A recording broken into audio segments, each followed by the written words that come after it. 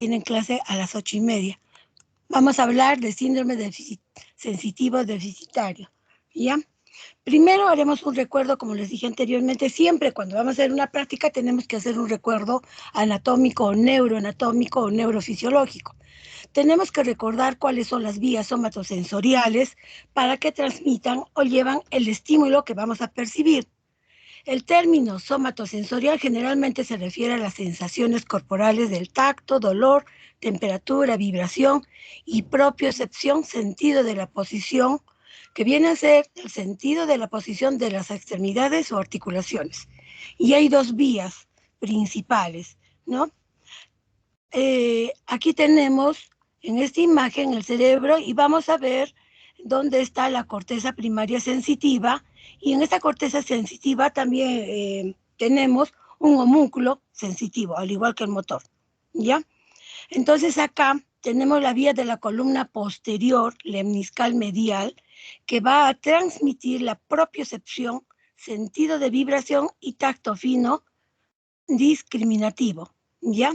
Entonces ven acá, llega, pasa por, a nivel del mesencéfalo, protuberancia, bulbo, llegan acá a la médula espinal, se ubican en la parte posterior formando los cordones posterior, que viene a ser el fascículo gracilis, que va a transmitir toda la información desde las piernas hasta la parte inferior del tronco. Y el fascículo cuneatus, que también va a transmitir toda la parte superior del tronco por encima de T6, que corresponde a brazos y cuello.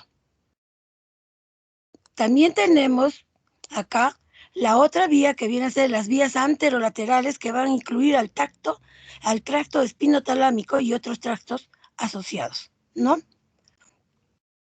Entonces, recordar algunos conceptos que es sensibilidad somática, que viene a ser la facultad de la corteza cerebral de reaccionar a los estímulos aportados a través de las vías conductoras con un proceso de excitación que va a marchar paralelamente con un proceso psíquico. Comprende la sensación de los nervios sensitivos en oposición a aquellas sensibilidades especiales que van a partir de los órganos de los sentidos, como es el olfato, la audición, la visión, ¿no? Ahora, la sensibilidad estereoceptiva es la que nos va a informar sobre los cambios en el ambiente. La sensibilidad propioceptiva viene a ser la información de los movimientos del cuerpo y de su posición en el espacio. Y la sensibilidad epicrítica viene a ser la sensación cutánea más fría y selectiva, que permite diferenciar aquellos grados pequeños de calor y discriminar de la sensibilidad táctil, o cómo diferenciar entre dos puntos, entre cierta distancia entre dos puntos, ¿no? ¿Cómo vamos a clasificar esta sensibilidad o fisiológica? Tenemos unos mecanorreceptores, como son el táctil y posicional. En el táctil es a través del tacto, presión, vibración y cosquilleo. Posicional es la posición estática y la velocidad de los movimientos que vamos a realizar. Termorreceptores en relación al calor, el frío y dolor.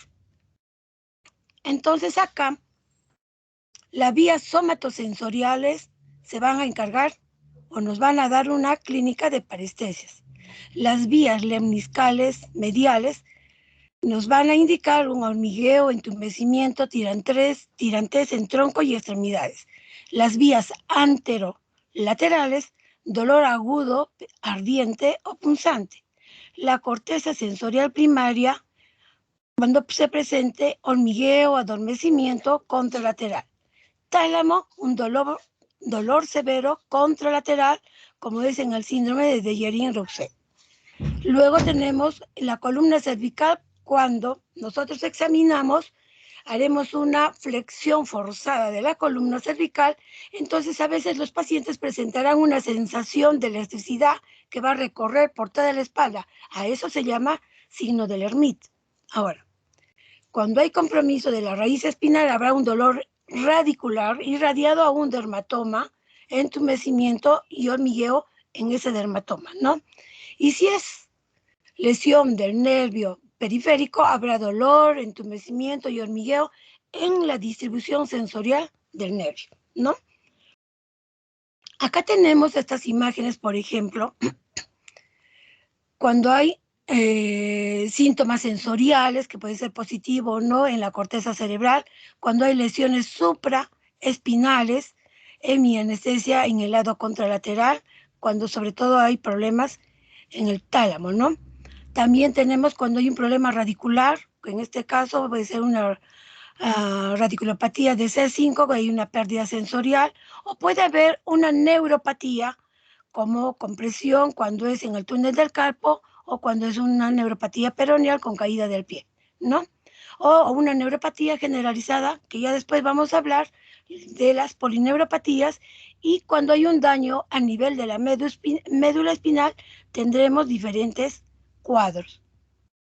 Ahora, los términos, no se olviden. Anestesia cuando no hay sensación, no tiene la capacidad de percibir alguna sensación, de sensibilidad. Hipoestesia hay una disminución de una sensación que es menor a la esperada. Disestesia viene a ser la sensación desagradable y anormal que la persona siente distinto a lo esperado. Hiperestesia viene a ser una sensación más intensa a lo esperado, a lo que estamos aplicando. Y alodinia es una sensación dolorosa provocada por estímulos normalmente no dolorosos. Por ejemplo, cuando nosotros hacemos un tacto ligero, ¿no? Y disociación, cuando se pierde una modalidad de sensación y se conserva otra en la misma región del cuerpo, sobre todo cuando es en un síndrome de medular, ¿no? El broncecual. Entonces, ¿quiénes van a provocar estos síndromes sensitivos? Van a ser todos los que provocan al síndrome piramidal y a la segunda motoneurona, tanto en su localización como de formas. Y las manifestaciones clínicas, de acuerdo a lo que nos van a manifestar, nosotros podemos deducir dónde puede ser la lesión, ¿no? Entonces, según la distribución topográfica, vamos a tener alteraciones cerebrales, alteraciones del tronco encefálico, de la médula, radicular, de los plexos, alteración de los nervios periféricos, alteraciones en la placa neuromuscular y alteraciones propias del músculo, ¿no? Entonces, las áreas sensitivas corticales, como les dije anteriormente, tenemos la circunvolución postcentral, que viene a ser la corteza somatosensorial primaria, ¿no? Que viene a ser la circunvolución parietal ascendente, parietal inferior y en la cara interna del hemisferio, como lo ven acá. El lóbulo parietal se va a encargar de las áreas sensitivas y van a permitir el reconocimiento sensorial a través de del tacto, temperatura, la localización, ¿no? Y con qué se está estimulando. Entonces, esta división de las hemianestesias cerebrales van a ser según su ubicación corticales, cuando hay una pérdida restringida al sector de la corteza parietal comprometida. Puede presentar una estereognosia marcada, trastornos de la discriminación táctil. Hemianestesias subcorticales y capsulares van a acompañar a la hemiplegia, donde se produzca la localización, ¿no? Que también puede ser cerca al tálamo. Y las hemianestesias talámicas, como es el síndrome talámico de Dejerin-Rousseau, donde se debe generalmente a una lesión de los núcleos posterolaterales del tálamo óptico, ¿no? Y tiene que ver mucho con los movimientos coreicos y atetóxicos y un dolor intenso contralateral. Para ello, veremos que en el tálamo se van a reunir varias vías sensitivas, sensoriales, ¿no? Que van a provenir de la corteza cerebral, del tronco, de la médula, hipotálamo. Y este va a jugar un rol importante en las diferentes funciones cerebrales, como es incluir la memoria, las emociones, el ciclo de vigilia y sueño, las funciones ejecutivas, control sensitivo motor, información sensitiva, somatosensorial, visual y auditiva. Y esto se va a transmitir a través de diferentes vías eferentes, como es el pedúnculo anterior, que va a conducir a las sensaciones dolorosas, el pedúnculo superior hacia el lóbulo parietal, permitiendo la percepción cortical de la sensibilidad superficial y profunda. El pedúnculo posterior se encargará en áreas visuales en la corteza occipital a través de las radiaciones ópticas de Gratiolet. El pedúnculo inferoexterno, que va a terminar en las áreas acústicas de la corteza temporal, formando el fascículo tálamo-temporal de Arnold. Y el pedúnculo inferointerno, que va a terminar en la corteza límbica. Entonces, tenemos acá, cuando hay un daño en la corteza, habrá un síndrome hemianestésico o hemianestesia, ¿no? Que acompañará también a un síndrome piramidal. Va a haber el tacto discriminativo y el sentido de posición articular van a ser los más afectados, ¿no? A esto se llama pérdida sensorial cortical. Y generalmente la que más se va a afectar va a ser la de los miembros superiores en su porción proximal, ¿no? Va a través, si la lesión va a dañar a las radiaciones ópticas, habrá trastornos de la visión, hemianopsia homónima, ¿no? Y de repente habrá algunas alteraciones de los sentidos especiales, como es el gusto y el olfato y audición. Ahora, si esta lesión es a través o se da en el tronco cerebral, a nivel peduncular tendremos las semianestesias contralaterales, como es en el síndrome de Benedict y en el síndrome de Monaco.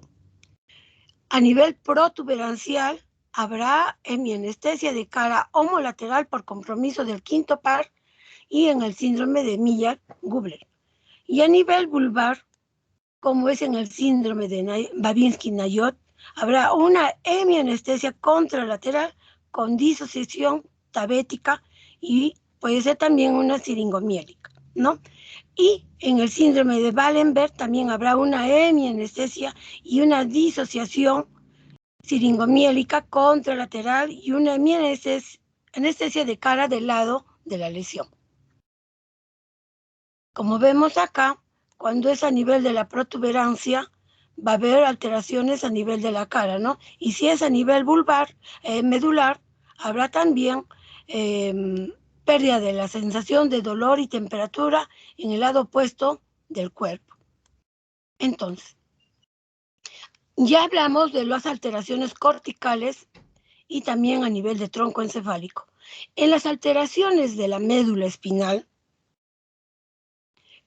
son catastróficas todas las lesiones porque el paciente va a quedar cuadripléjico, parapléjico, ¿no?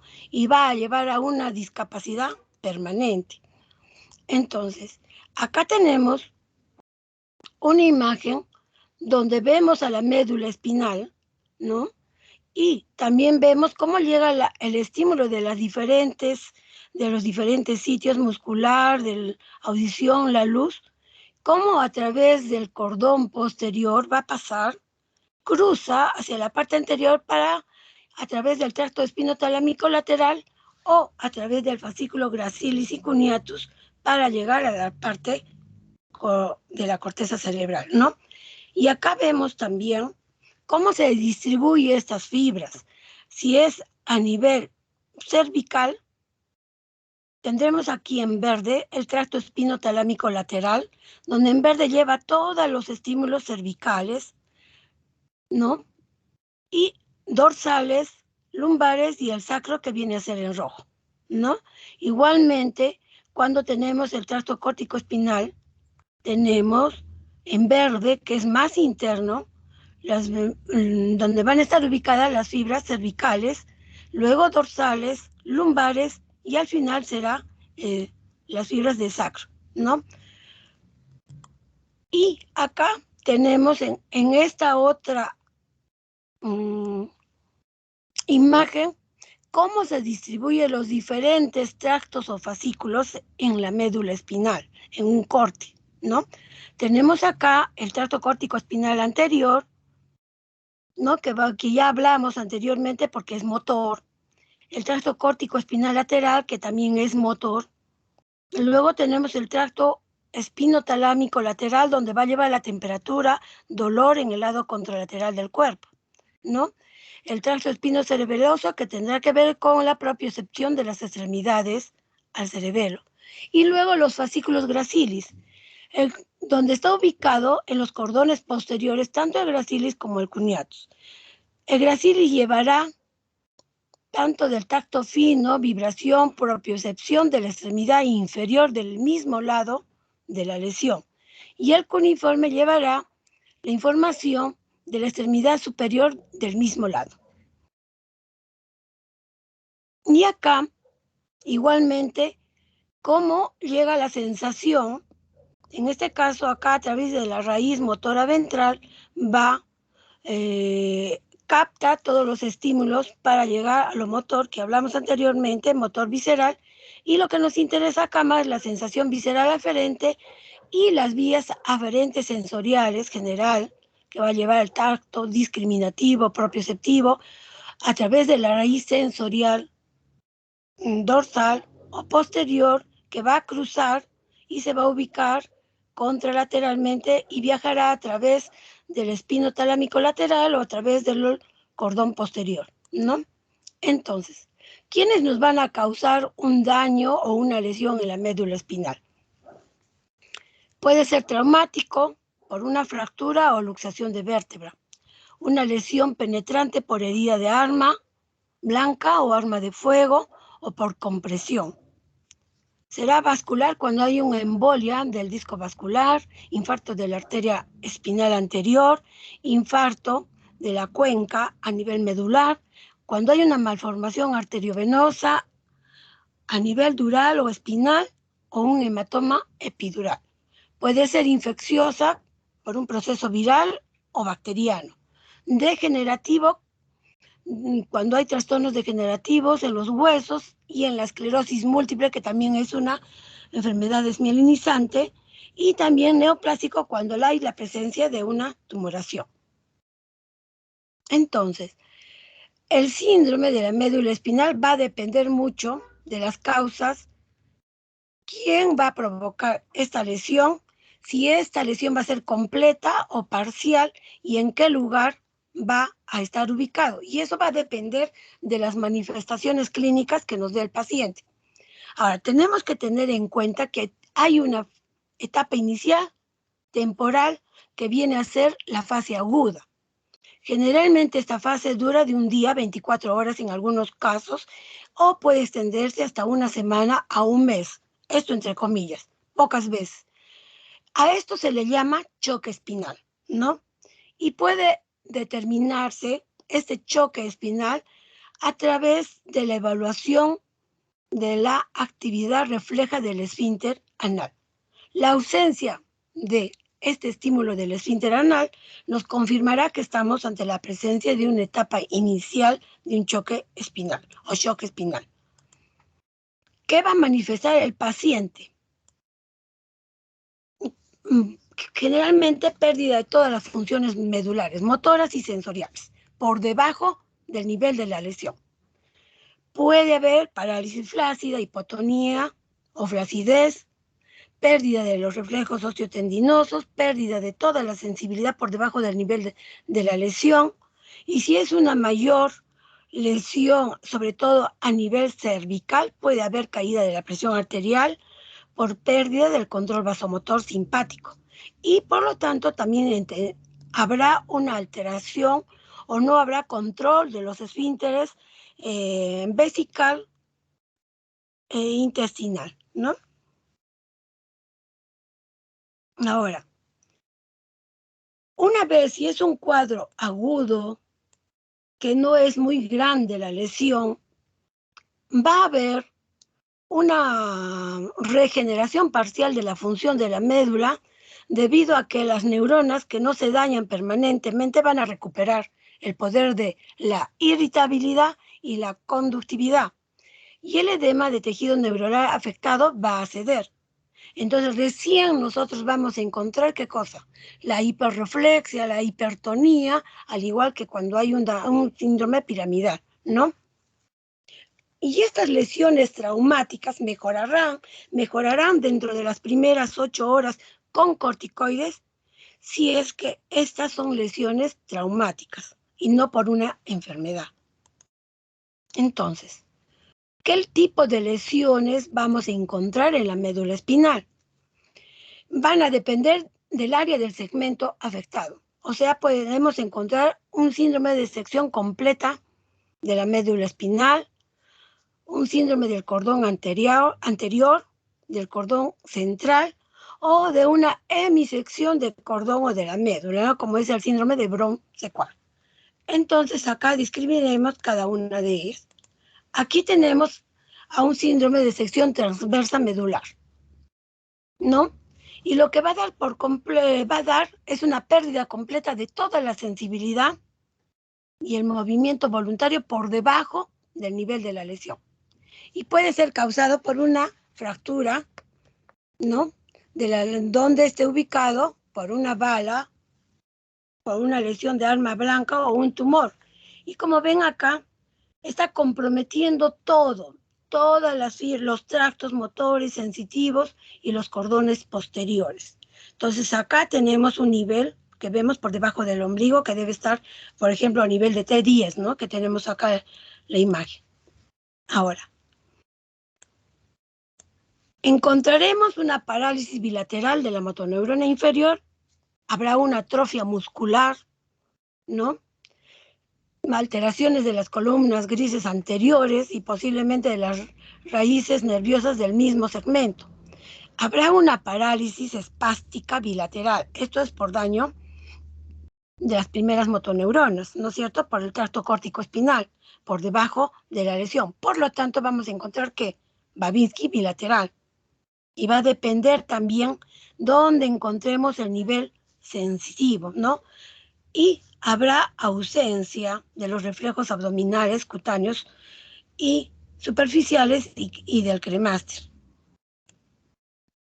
Ahora, habrá una pérdida de la discriminación táctil, de las sensaciones vibratorias porque está dañado los cordones posteriores, ¿no?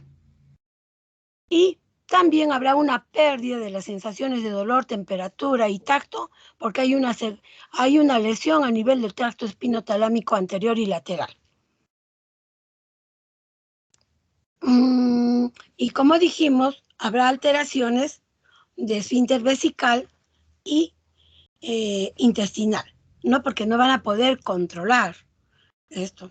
Entonces, toda lesión medular, vamos a encontrar signos de primera motoneurona, va a haber una atrofia importante porque también hay lesión de la segunda motoneurona, pero va a estar acompañado por un nivel sensitivo, cosa que no hay en el síndrome piramidal. Va a haber Babinski.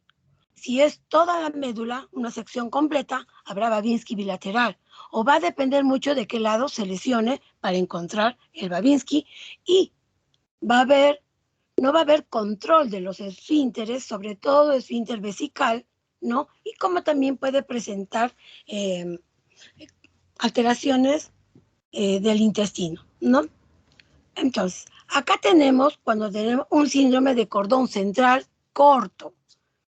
Entonces, lo que ven en línea horizontal, entonces este cordón o síndrome de la médula de cordón central suele estar causado por una hiperextensión de la región cervical de la columna cuando se cae, ¿no? La médula va a estar presionada anteriormente por los cuerpos vertebrales y posteriormente por el abultamiento del ligamento flavo, causando daño a la región central de la médula espinal. Con la radiografía no vamos a ver nada, salvo que haya algún tipo de fractura o dislocación, ¿no? Y miren acá, es toda la parte central la que está dañada. Y lo que sí se va a afectar son los cordones posteriores, pero no va a haber alteración de la... Puede haber alteración del espino talámico lateral, porque va a haber alteraciones de sensación, pérdida de sensación de dolor y temperatura. Entonces vamos a encontrar también parálisis bilateral en el segmento de la lesión, va a haber una atrofia marcada, ¿no? Va a haber una parálisis espástica bilateral por debajo de la lesión y también podemos encontrar pérdida bilateral de dolor de temperatura, tacto, ¿no? Tacto ligero. Esto en el síndrome cordón central, siempre y cuando el daño que se va a ver vaya a ser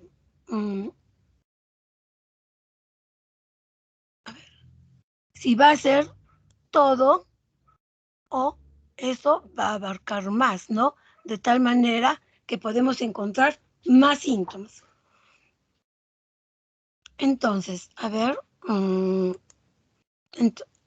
si como les he explicado en la imagen, la lesión central puede ser mínima, como también puede ser llegando casi a una sección completa de la médula.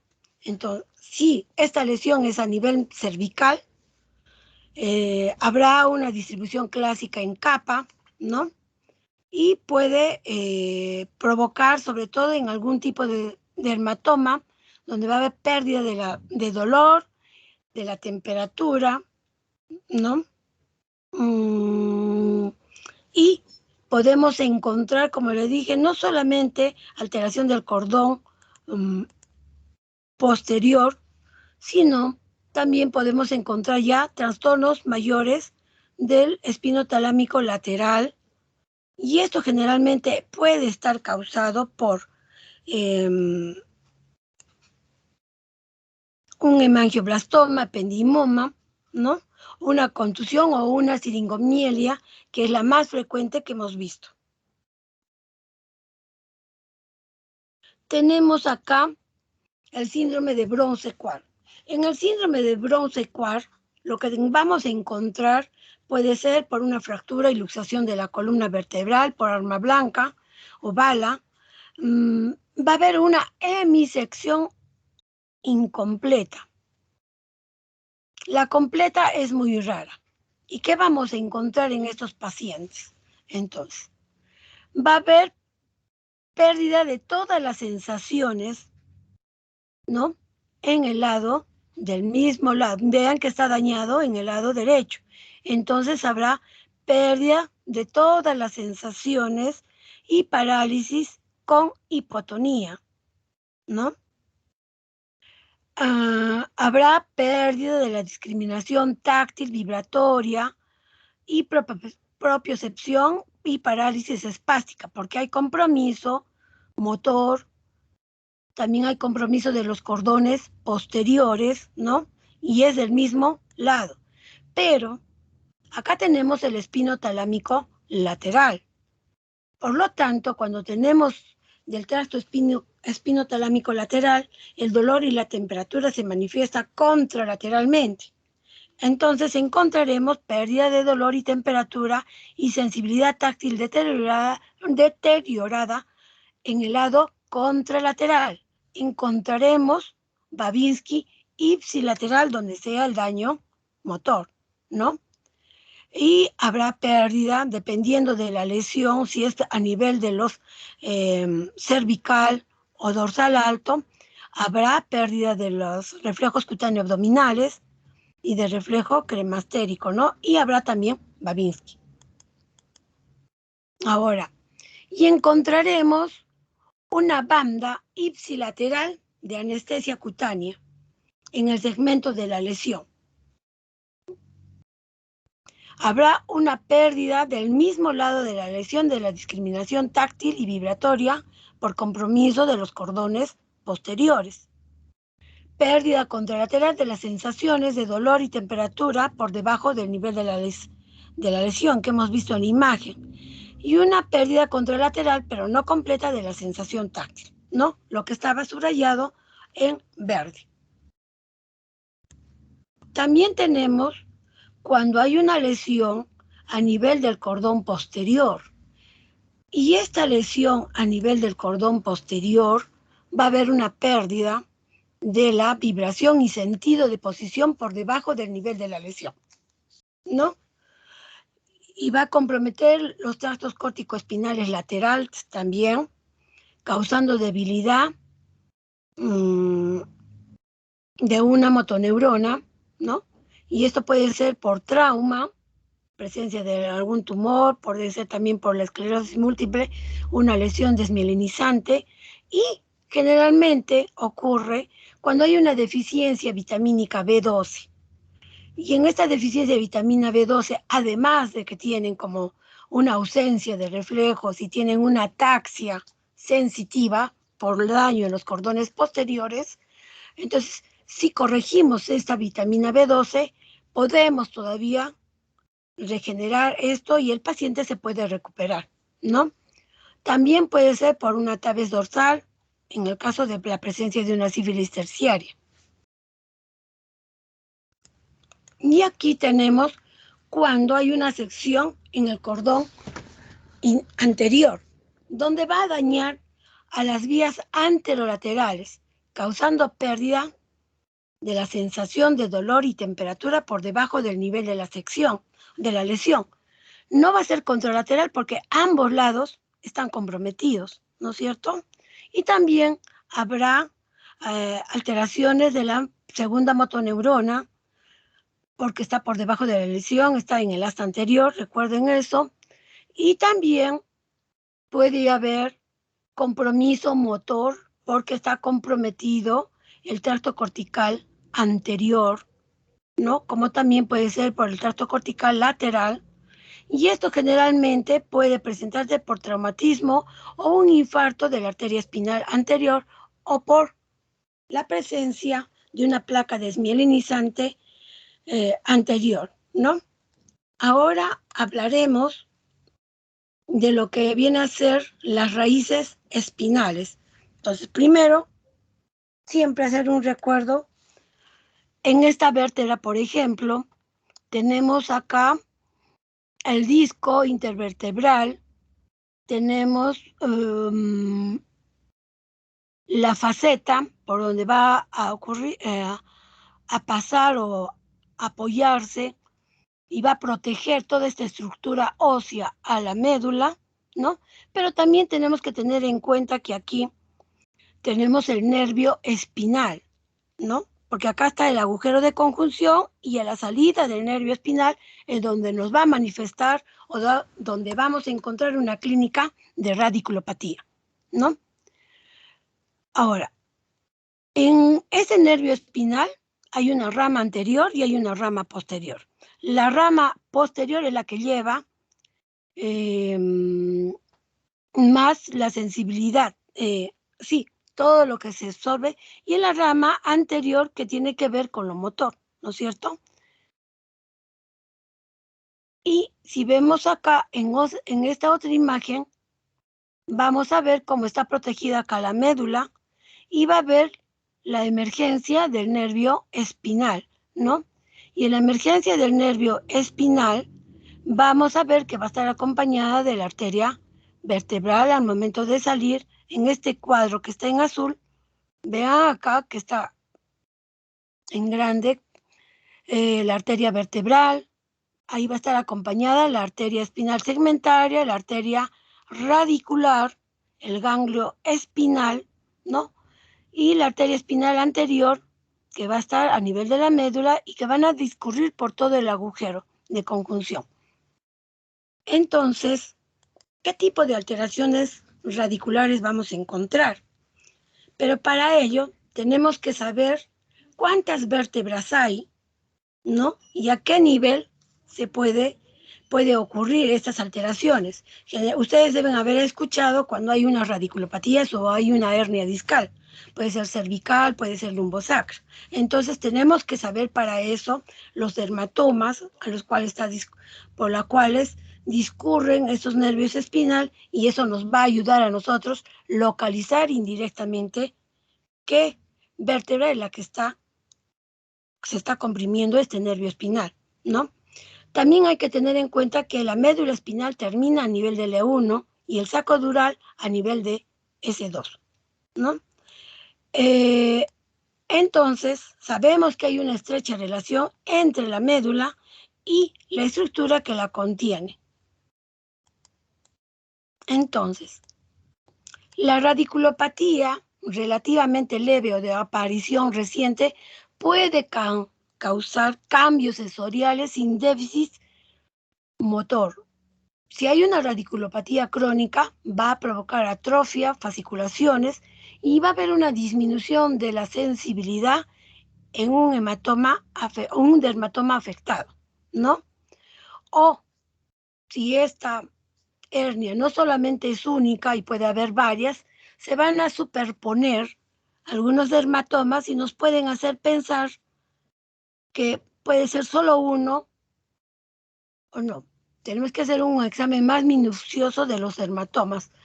Entonces, en la radiculopatía T1 puede interrumpirse la vía simpática hacia los ganglios simpáticos cervicales, lo que nos va a dar al síndrome de Horner, lo que ya hemos visto anteriormente, ¿no? Donde hay una ptosis palpebral, donde hay una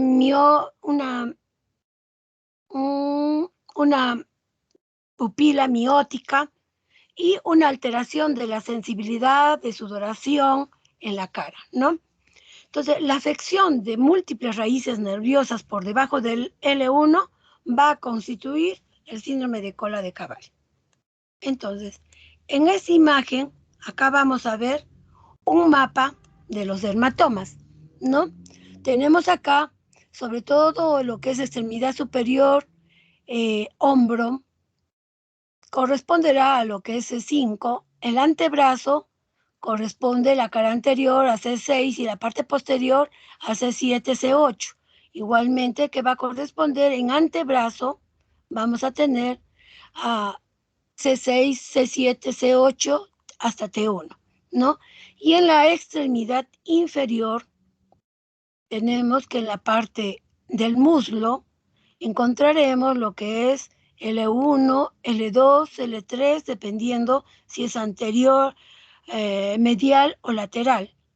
Y si es a nivel distal, encontraremos ya lo que corresponde a las raíces del L4, L5 e inclusive a nivel de S1 cuando es a nivel de los gemelos, y si es sobre todo en la cara dorsal del pie y corresponde al primer ortejo del pie, definitivamente estamos ante L5, ¿no? Y acá, este mapa de los dermatomas, en otra forma, cómo discurren estos dermatomas en nuestro cuerpo, ¿no? Entonces, ¿quiénes van a causar estas alteraciones radiculares? Una hernia discal, los osteofitos, la estenosis espinal al momento de la salida en el agujero de conjunción, un trauma, la diabetes también nos puede ocasionar esto, un absceso epidural, una metástasis epidural, una carcinomatosis meningia, tumores de la vaina nerviosa como es el schwannomas o los neurofibromas, en el síndrome de Guillain-Barré, porque el síndrome de Guillain-Barré es una neuritis, ¿no es cierto? El herpes zóster, la enfermedad de Lyme, citomegalovirus y en la neuritis idiopática. Los más frecuentes son la hernia discal, en el Guillain-Barré, y hemos encontrado también los tumores. Y la estenosis cuando hay justo a nivel, va de la mano con la hernia discal. Entonces, tenemos varias causas pero esta es la etiología en sí. Podemos subdividirla en las vasculares, mecánicas, tumores, infecciosas, ¿no? Y acá vemos que tenemos acá toda la columna vertebral. Entonces, si es a nivel cervical, esta puede ser por una neuralgia occipital, una neuralgia posherpética, una hernia discal, una artrosis cervical, un tumor vertebral.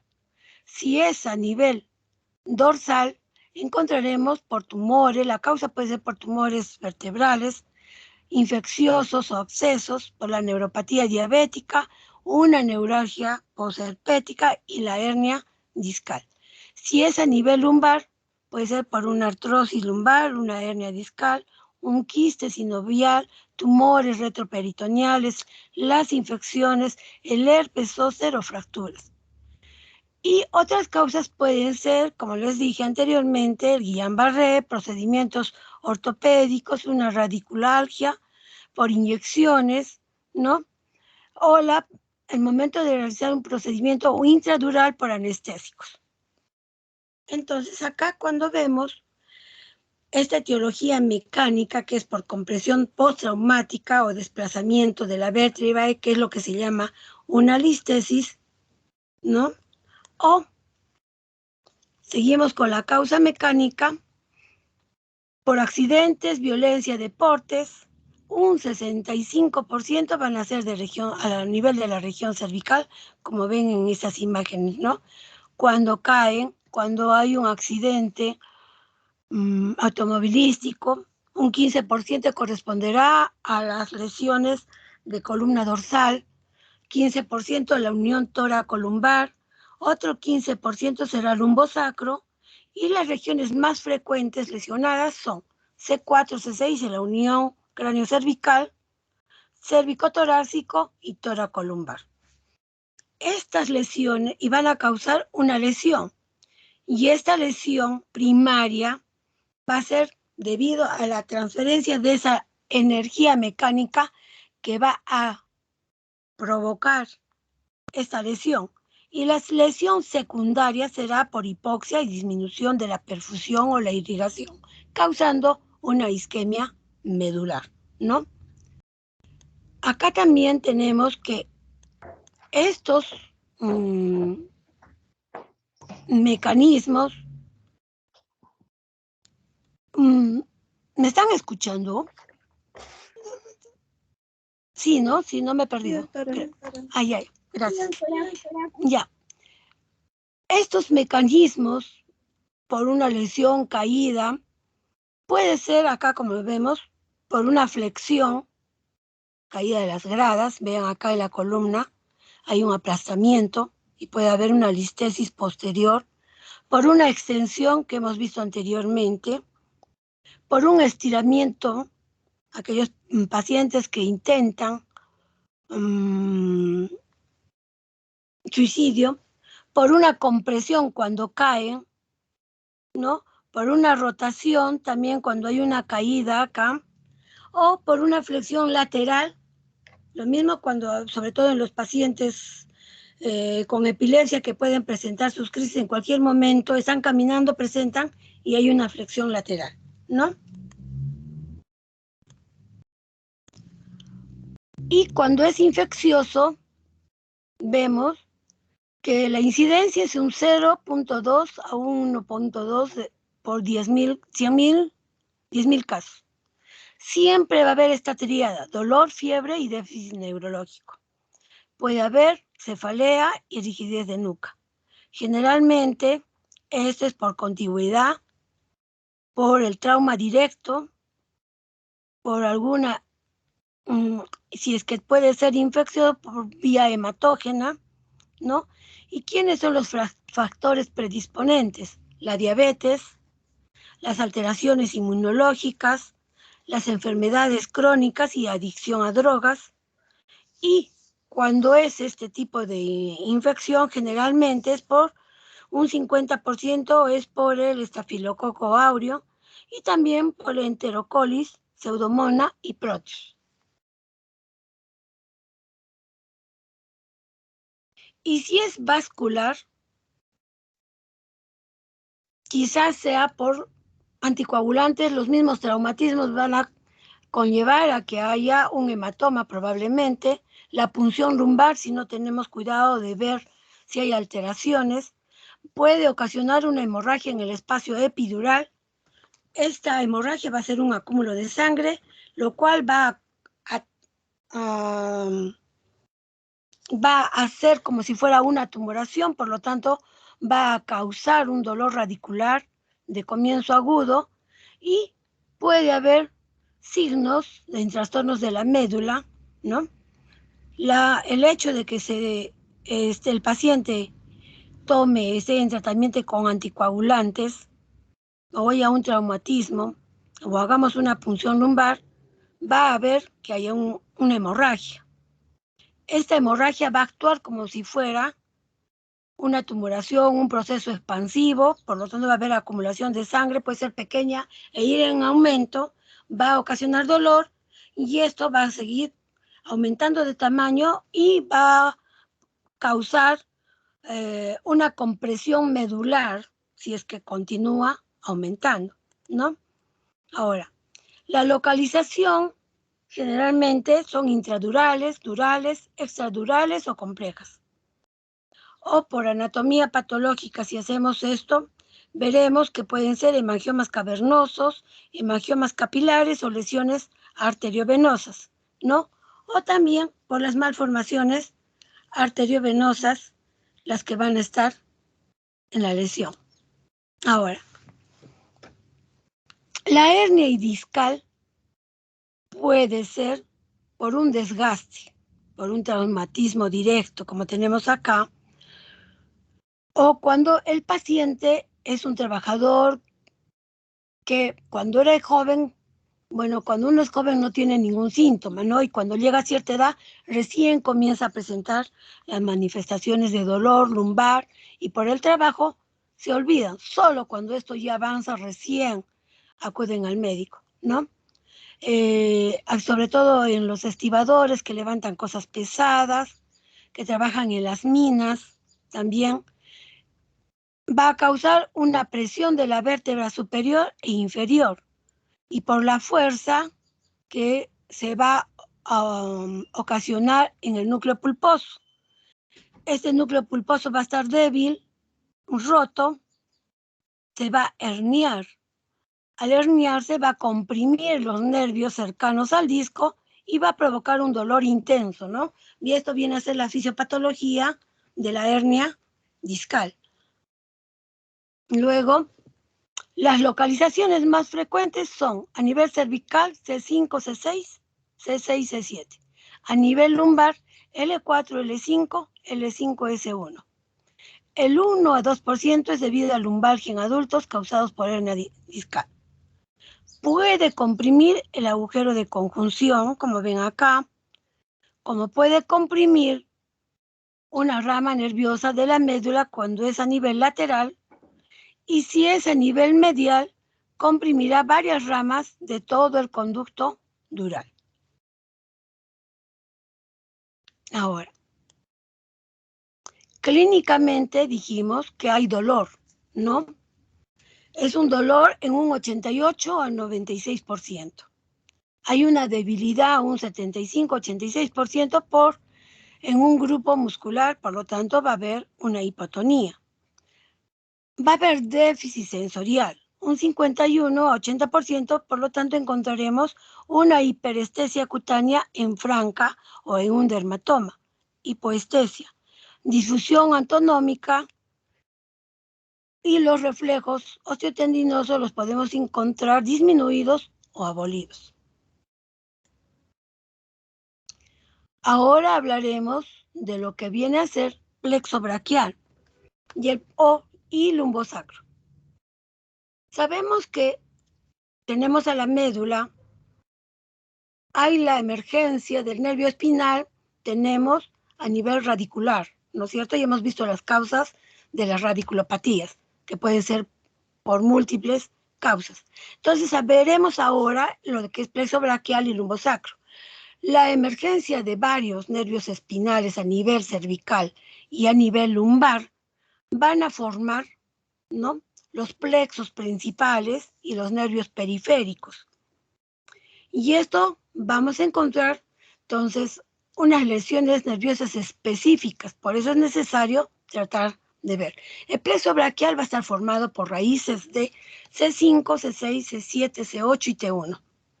Y puede haber emergencia de algunas ramas de C4, ¿no? Y van a proporcionar inervación sensorial y motora de la extremidad superior, de toda la extremidad superior. Y una vez formado el plexo braquial, de este plexo braquial van a surgir el nervio radial, mediano, cubital, músculo cutáneo y axilar, que corresponde a los motores y también a los sensitivos. No hay sensitivo axilar ni músculo cutáneo, pero tenemos a otros. Ahora, las ramas nerviosas del cordón posterior, como es el axilar, radial, tóraco-dorsal, subescapular, entonces son estas, ¿no es cierto? Los músculos inervados por el nervio músculo cutáneo será el bíceps braquial y el córaco braquial, ¿ya? En realidad basta que sepan que nace de los nervios espinales de C5, C6, C7, C8, T1, y de esta formación del plexo braquial nacerán los nervios periféricos que van a inervar la extremidad superior, ¿no?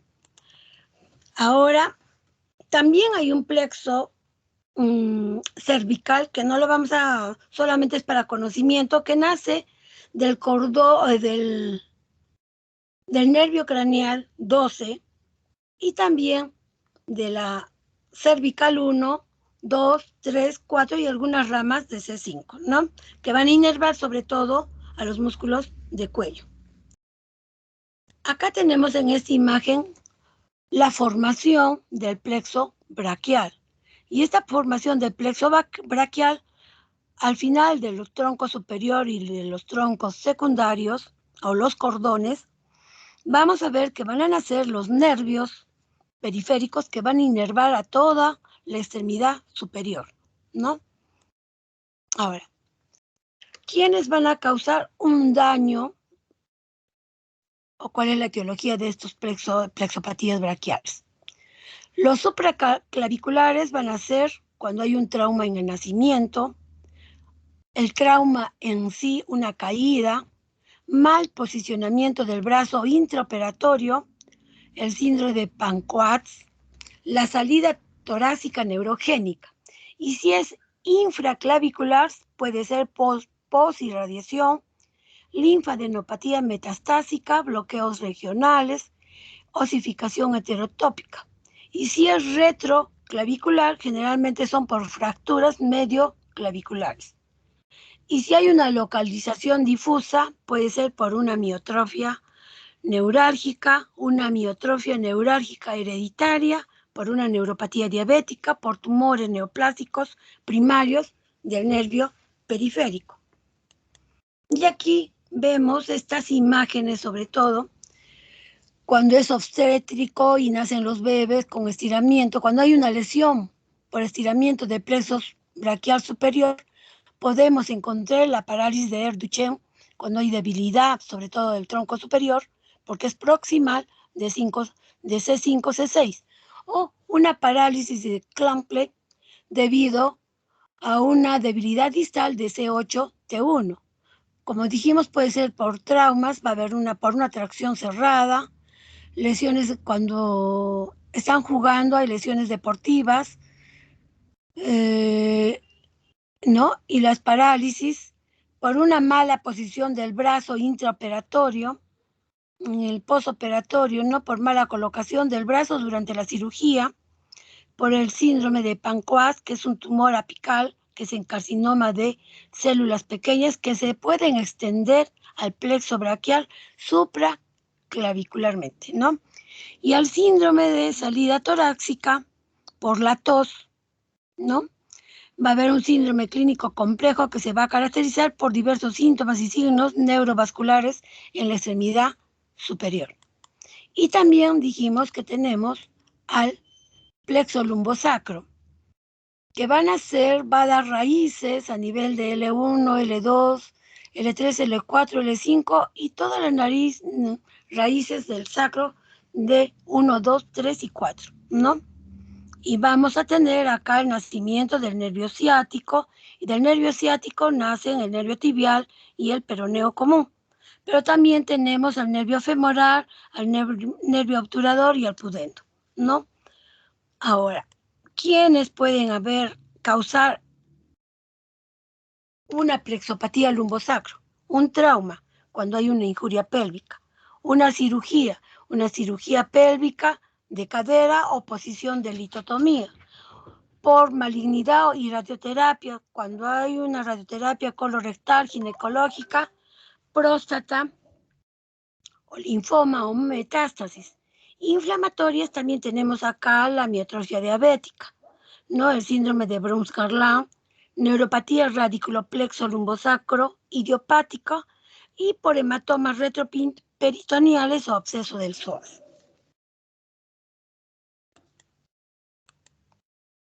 Y clínicamente, ¿qué vamos a encontrar en estas plexopatías?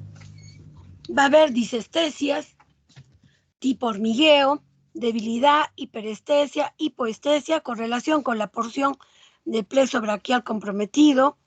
En el examen físico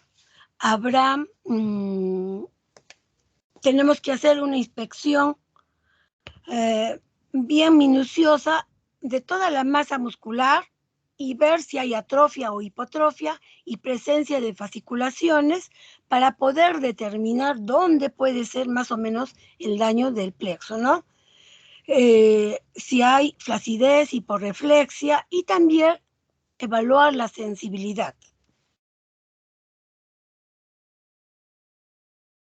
¿Y cómo vamos a hacer el diagnóstico? A través del examen que hemos hecho, que nos va a ayudar mediante los dermatomas, la atrofia, los reflejos osteotendinosos, ¿no?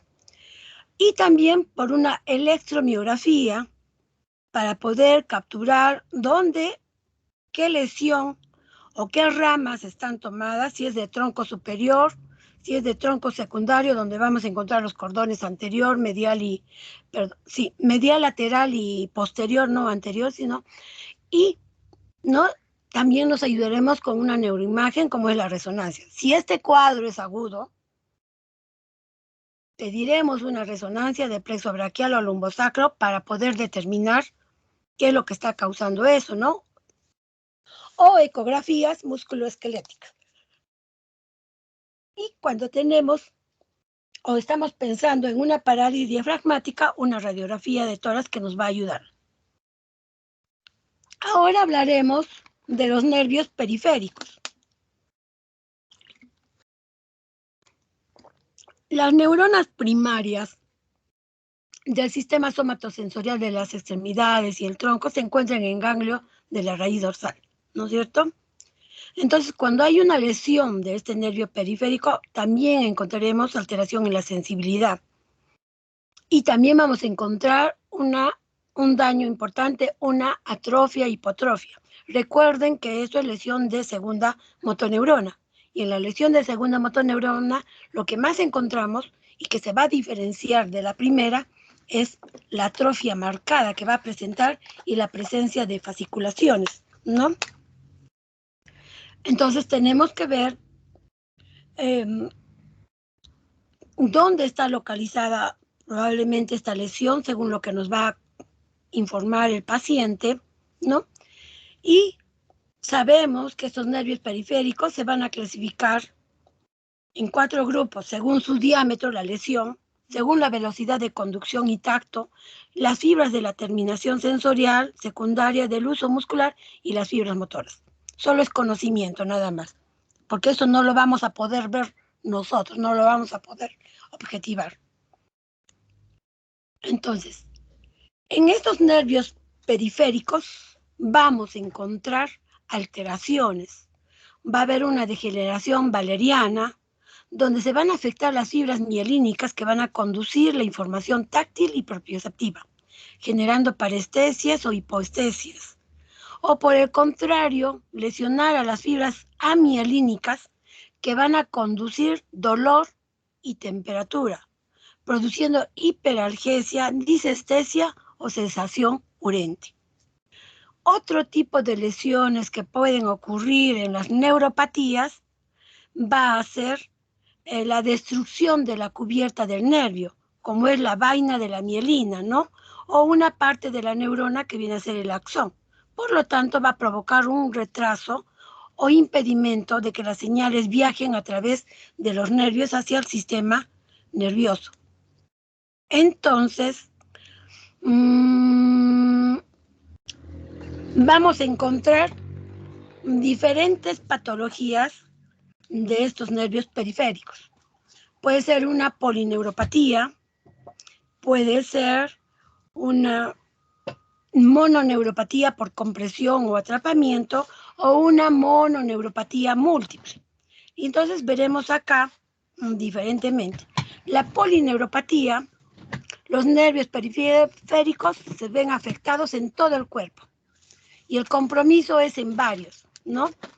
Puede ser por compromiso tóxico metabólico de las terminaciones neurales libres, y esto generalmente por la diabetes, hipotiroidismos, alcohol, tóxicos, venenos y medicamentos.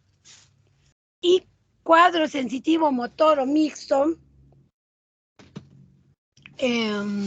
simétricos, pueden ser simétricos, asimétricos, generalizados, y generalmente va a predominar en la región distal, como que estuviera usando una bota, calcetín o como si fuera un guante, ¿no? Bota, calcetín en miembros superiores y guante en miembros, bota y calcetín en miembros inferiores y en guante en miembros superiores, ¿no? Habrá parestesias o adormecimiento, hipoestesia, sensación de anestesia, habrá hiporreflexia, disestesia, ardor o calor. Va a depender mucho de dónde esté localizado esto. Y esto generalmente, para determinar esta polineuropatía y poder diferenciar de la mononeuropatía múltiple, lo hacemos con la electromiografía, ¿ya? En la mononeuropatía múltiple va a afectar a unos pocos nervios, pero en diferentes zonas del cuerpo. Y las causas probables son vasculitis, cuando hay inflamación de los vasos sanguíneos, en la poliarteritis nudosa, en el lupus eritematoso sistémico, síndrome de Sjögren, artritis reumatoidea, sarcoidosis, amiloidosis, en las infecciones como la enfermedad de Lyme o por VIH, o la invasión directa de los nervios por bacterias como ocurre en la lepra, en el caso de que haya una herida abierta, ¿no? Cerca a algún nervio. Las personas o los pacientes van a tener dolor, debilidad, sensación anormal o combinación de varios síntomas de diferentes zonas inervadas por los nervios afectados, ¿no? Y comienzan generalmente en un lado del cuerpo. También dijimos que pueden ser por mononeuropatías, por compresión o atrapamiento o traumas. Las neuropatías por atrapamiento constituyen una lesión en donde el nervio periférico es comprimido externamente en su paso, que puede ser por el hueso, alrededor de los músculos largos y a través de las estructuras de tejido fibroso, ¿no? El aprisionamiento puede ser resultado de una compresión extrínseca del cuerpo, como la utilización también de ropa apretada, ceñida, una posición inadecuada al dormir, contacto prolongado con superficies duras. Ahora que estamos en la pandemia y con el trabajo remoto, todo el mundo está trabajando con la computadora, ¿no? Por eso ha aumentado la frecuencia de los cuadros de túnel del carpo. La aplicación de torniquetes, la hipertrofia muscular por ejercicio, ¿no? También hay alteraciones previas como la polineuropatía diabética, alcohólica, insuficiencia renal o acromegalia. Entonces hablaremos un pequeño resumen de cada uno de ellos. La neuropatía por atrapamiento del nervio mediano es la más frecuente, sobre todo del túnel del carpo. Afecta más a las mujeres que a los varones. se manifiesta por dolor en la muñeca, mano, antebrazo y puede ir hasta brazo. Muchos pacientes sienten dolor sordo no localizado inespecífico, ¿no? En toda la extremidad superior. ¿Qué más?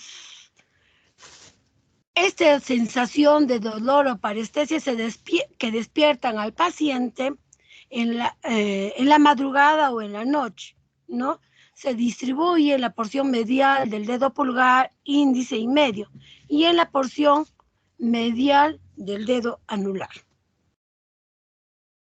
Como segunda frecuencia también tenemos al atrapamiento del nervio cubital, generalmente a la altura del codo, que es el segundo en atrapamiento más frecuente, ¿no? Que constituye el 30%.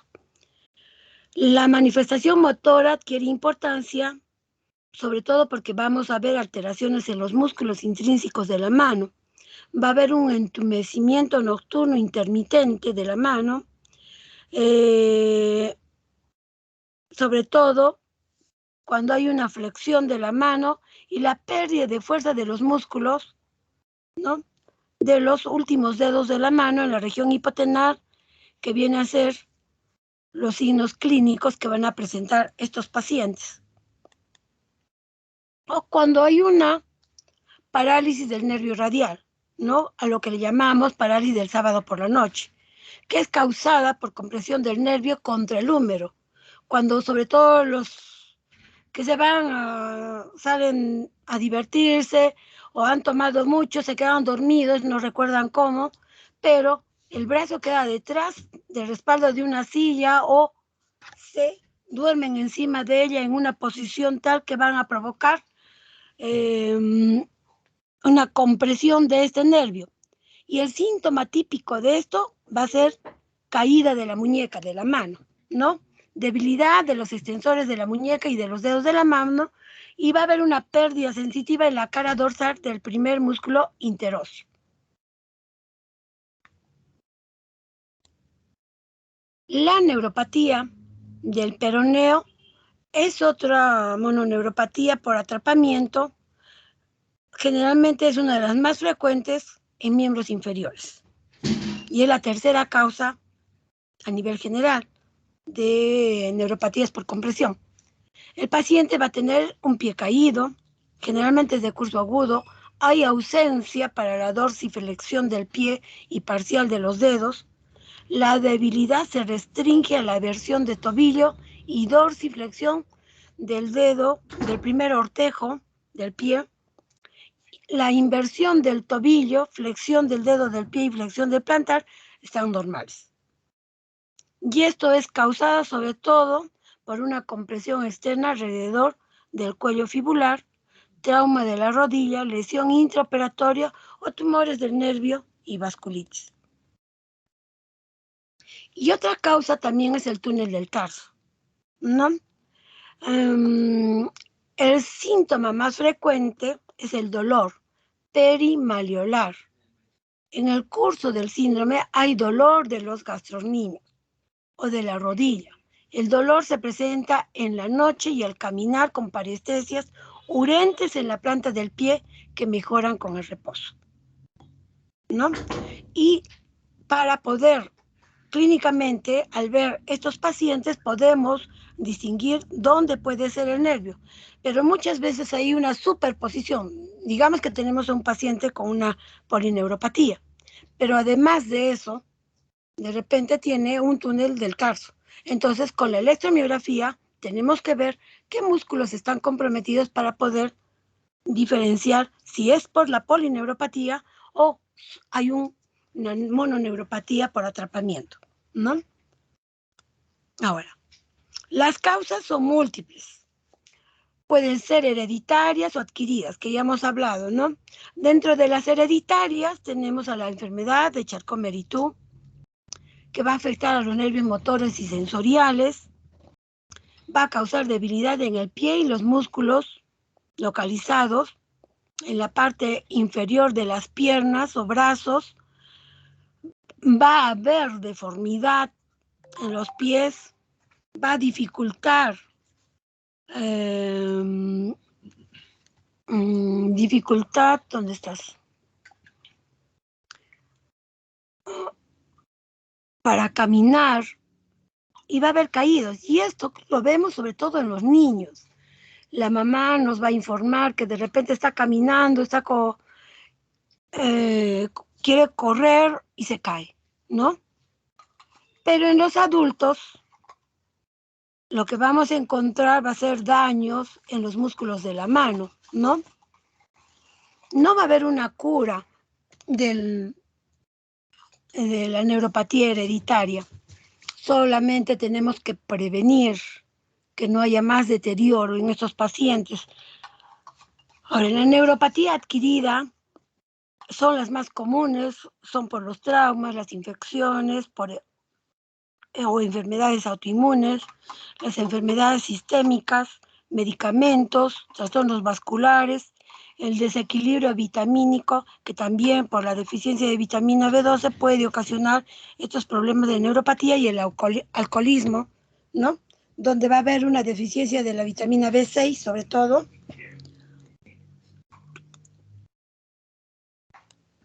Y también, aparte de los nervios periféricos, como polineuropatía o mononeuropatía específica, tenemos alteraciones en la placa motora neuromuscular, ¿no?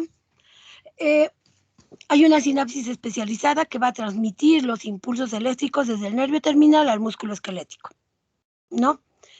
Hay una terminal nerviosa presináptica, hay una hendidura presináptica y una membrana postsináptica especializada que va a conformar la placa motora. Entonces, en esta placa motora va a haber, si hay una excitación nerviosa, debe haber una contracción muscular y va a fallar esto, ¿no? Entonces, haciendo el recuerdo anatómico, acá tenemos cuando tenemos esta placa, el nervio, la hendidura, ¿no? Y a través va a haber la apertura, llega a la terminal nerviosa, hay una apertura de los canales de calcio, y esa apertura de los canales de calcio va a haber una liberación del neurotransmisor, ¿no? Y va a haber una interacción de la acetilcolina con el receptor postsináptico, y va a haber apertura de los canales de sodio. Si hay esa alteración en la placa, no va a haber esto. Entonces, esta patología puede ser congénita, habiendo problemas autonómicos y recesivos, por problemas presinápticos, por problemas o defectos sinápticos o defectos postsinápticos, y que vamos a encontrar algún tipo de alteración. Si es congénito, puede haber una enfermedad, pueden ser congénitos o adquiridos. Dentro de las enfermedades que podemos encontrar por alteraciones de esta placa son el síndrome de Eaton-Lambert, la intoxicación con magnesio en el botulismo, cuando es a nivel presináptico, la intoxicación por órganos fosforados o las crisis colinérgicas, si es a nivel sináptico, y a nivel postsináptico tenemos la miastenia gravis, que es de causa autoinmune, ¿no? Ya. Y las alteraciones musculares homeopáticas, ¿no? Se van a producir la alteración en la capacidad de generar una contracción muscular eficiente a ese nivel, ¿no? Y estos tipos de enfermedades neuromusculares o miopatía pueden ser adquiridas, como son las inflamatorias, la dermatomiositis, miositis por cuerpos de inclusión, miopatía necrotiza o el síndrome de antisintetasa. Y dentro de las miopatías tóxicas por consumos de sustancias, endocrinológicas, por asociada a enfermedades sistémicas, o las del paciente crítico. Ahora que ha habido por la pandemia, cuando han estado mucho tiempo en UCI, tenemos miopatías del paciente crítico. También hay las enfermedades hereditarias, como son las distrofias musculares, las distrofinopatías, la de Duchenne de Becker, las de distrofia miotónica de Steiner, por ejemplo, las de fascio escapular humeral o la oculofaringia, las alteraciones en la glucogénesis musculares, que son alteraciones metabólicas, como la enfermedad de Pompe o la de McCarthy, y las miopatías o encefalomielopatías mitocondriales, ¿no? Y los síntomas que van a presentar es debilidad muscular, puede ser proximal o distal, simétrica o asimétrica, dolor muscular, hay una intolerancia al ejercicio, hay destrucción muscular masiva y puede haber una rhabdomiolisis, hay una hipercalcemia asintomática, ¿no?